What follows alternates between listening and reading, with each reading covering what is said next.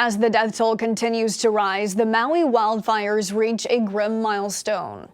And cameras capture a scare in the skies when a plane crashes during an air show. The rundown starts now.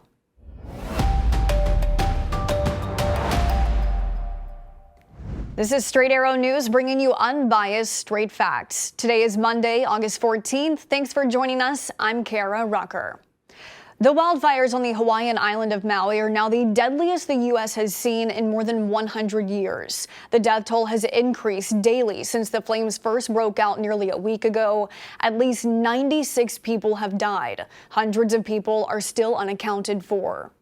Nearly 3,000 structures were destroyed as the strength of the wildfires was too much to withstand, the blaze traveling as fast as 1 mile per minute at its peak. Not only are the wildfires the deadliest in the U.S. in more than a century, but the fires are now Hawaii's largest natural disaster ever. The recovery efforts are expected to exceed $6 billion, largely due to the extensive damage in the city Lahaina. But for now, the island's focus is on the irreplaceable losses. The death toll is expected to continue to go up as search and rescue teams are going door to door, still searching for hundreds of missing people.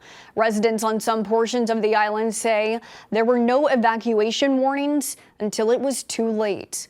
An investigation led by the state's attorney general is now underway, looking into the response efforts of local officials. This morning, the Russian ruble has hit a 17-month low against the U.S. dollar as the war in Ukraine presses on. The ruble, now weakened past 100 rubles to the dollar, has lost nearly 40% of its value this year. The Bank of Russia has blamed these developments on the country's shrinking balance of trade. This news comes after a Russia warship fired warning shots at a cargo vessel in the Black Sea on Sunday, the first time the country has fired on a merchant ship beyond Ukraine since exiting the UN-brokered grain deal in July. Russia's Ministry of Defense says the shots were fired to force the Palau-flagged ship to stop after not responding initially for an inspection. One Ukrainian official called it, quote, a clear violation of international law. This morning, the Ukraine Air Force says Russia launched missiles and Iranian-made drones at Odessa overnight. On Sunday, 7 people, including a 23-day-old baby girl, were killed in Russia shelling in Ukraine's southern Kherson region. Russia has also announced this morning it will be equipping its new nuclear submarines with hypersonic Zircon missiles. Earlier this year, Russia President Vladimir Putin said that the country would start supplies of these missiles as part of Russia's efforts to boost its nuclear forces. Go to SAN.com for our reporter Ryan Robertson's continuing coverage of the Russia-Ukraine war. In a late Sunday court filing, lawyers for Hunter Biden said that the Justice Department has backed out on the plea deal that would have resolved the tax and gun charges against him.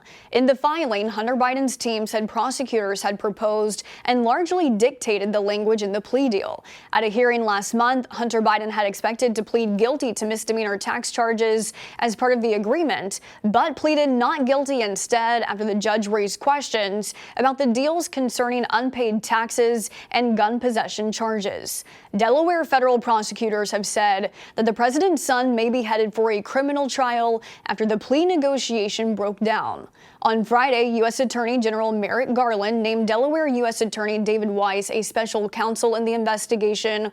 Weiss has been investigating the Hunter Biden case since 2019. Our political correspondent Ray Bogan looked into why the appointment is seen as controversial. You can find his report now on SAN.com. During an air show over Michigan, a plane unexpectedly went down. 2 pilots were able to eject from the aircraft by parachute as the mid-flight troubles were caught on camera by people attending the event.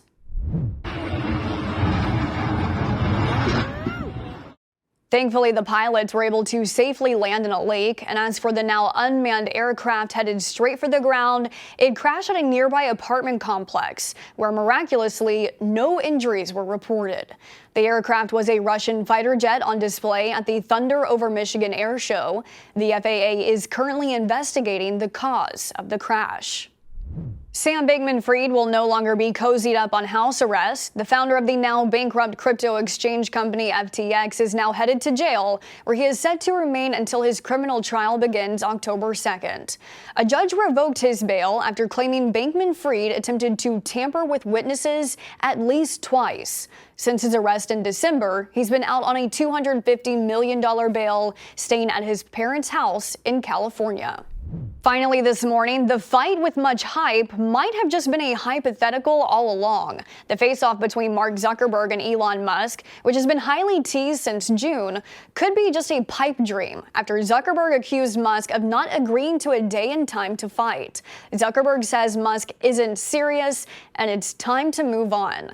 It's quite the shift after Musk wrote on his social media platform X on Friday that the cage fight would take place live streamed on X, with all proceeds going toward charities. Two very different tones, as one party to the fight says the anticipation is over. Those are your top stories this Monday morning. Thank you for choosing Straight Arrow News as your trusted source. And now you can know the second the rundown is available with the Straight Arrow News app. The app is free to download in the Apple and Google Play app stores. Just search Straight Arrow News, then make sure to turn on notifications for the rundown, and you'll get alerted each weekday morning when it's time to watch.